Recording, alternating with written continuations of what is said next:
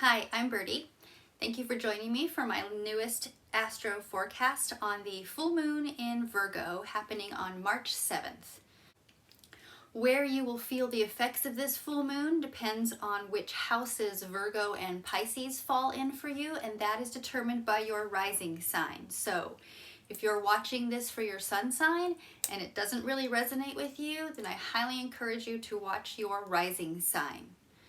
All right, join me as we get into the effects of the full moon in Virgo.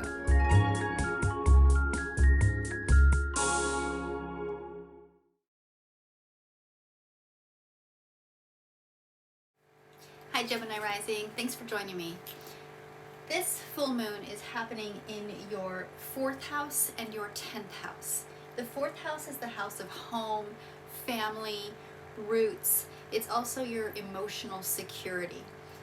The 10th house is the house of recognition, of status, of public life. So this is private life versus public life, or home life versus career and public status.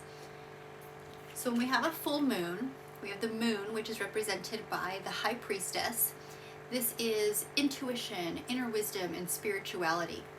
The moon is in your 4th house. Now the moon is the ruler of the 4th house. So when the moon is here, it's at home. It's feeling comfortable, but it also means the energy is intensified. So there's a lot of emotion going on here. The moon also represents your past, your intuition, your emotional stability. So this is a lot of feelings around your home life, your home situation, perhaps your current home life or the home situation in which you come from, your origins. This is in opposition to the sun, which is in your 10th house, the house of career, of fame, achievement, mastery of something. When we have an opposition, it's a tense type of energy. There's a tension. The sun is not alone in this house. Right at this full moon, we also have Mercury. Mercury is the magician. Mercury is manifestation, action, and communication. So this is over here in this house of career, public status, mastery, achievement as well. So this is bringing a lot of communication, messaging, education around this career situation. In addition to those two, we also have Neptune is in Virgo, or Pisces, at the same time. Neptune is represented by the Hanged Man. The Hanged Man is surrender, letting go, and intense spiritual growth. So we have the Hanged Man over here in the 10th house as well, in your house of career and public status, so there's some growth going on here. We also have Saturn. Saturn moves into Pisces on the day of the full moon. So Saturn joins this party in Pisces on March 7th, and it is bringing in the energy of completion, of fulfillment, and of harmony to this Pisces party in your house of career, status, public appearance, fame. This energy is tension. It's pulling apart like a rubber band. If you pull too hard, it's going to break. So the idea is balance. You need to create balance so that there isn't too much pull on either side. It's just enough. It's just the right amount of tension, the right amount of life. The push and pull will always be there. There's always going to be a balance between private life and public life, home life, work life, career life. Now, along with this major conjunction of these 4 planets here opposing the moon, we also have Uranus. Uranus is represented by the Fool. This is the energy of new beginnings, of innocence and spontaneity. The Fool is in Taurus. Taurus is in your 12th house, and Uranus has been in Taurus for a few years already, and it will be there for a while longer. The 12th house is the house of the subconscious mind. It's secrets, it is spirituality, it's sacrifice and solitude. It's also self-undoing. It's addictions and harmful things that we do to ourselves, self-destructive behaviors. This is making a lucky angle or an opportunistic angle to the sun. What this is bringing is unexpected changes to your career, to your public life, to your status out in the world.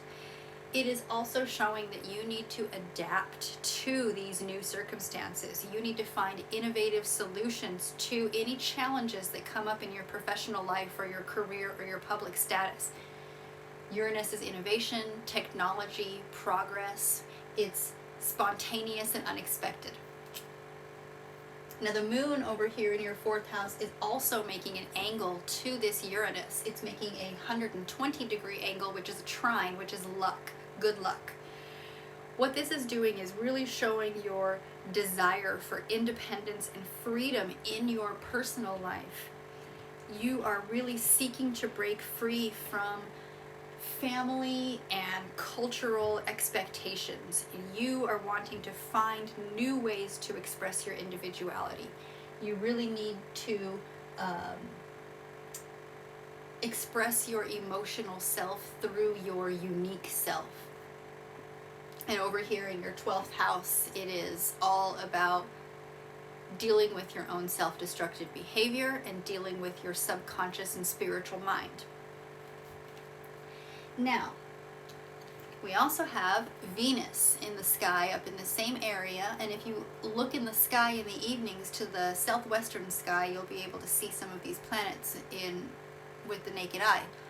Venus is represented by the Empress, and this is the energy of abundance, nurturing, and creativity.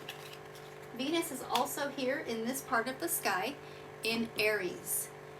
What this is doing is making an aspect to Mars. Mars is the tower. The tower is crisis and upheaval, but it's also for the purpose of revelation. Now this is in Gemini. Mars is in Gemini in your first house. Mars has been in Gemini in the first house, and it's been really breaking down your ideas of who you are and how you show up in the world and showing you some new innovative things. With Venus here making this aspect, it is creating an opportunity. This is an opportunity for social and creative expression. Venus is in your house of community, your house of friends, of social circles and groups and organizations. This is creating an opportunity for more creative expression. You're going to feel the surge of this Mars energy and this passion of Venus, and it will fuel your artistic pursuits and your social connections. Now Venus is not alone in this house. Venus is joined by Jupiter. Jupiter is the wheel of fortune. It is cycles, changes, and destiny.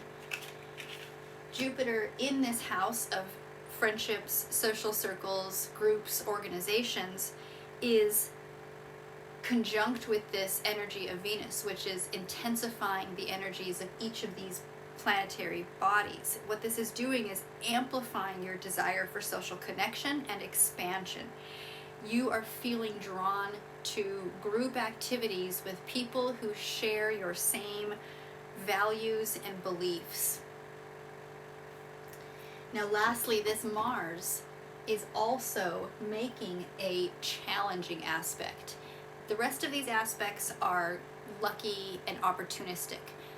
What this is doing here, this Mars, is making a square to Neptune up here in the 10th house. And a square is a 90-degree angle, and that creates obstacles and challenges as well as tension. So there's a little bit of a challenge between the self and the public identity. And what that is showing up as is an uncertainty and a confusion in your communication and in your decision making when it comes to your professional life.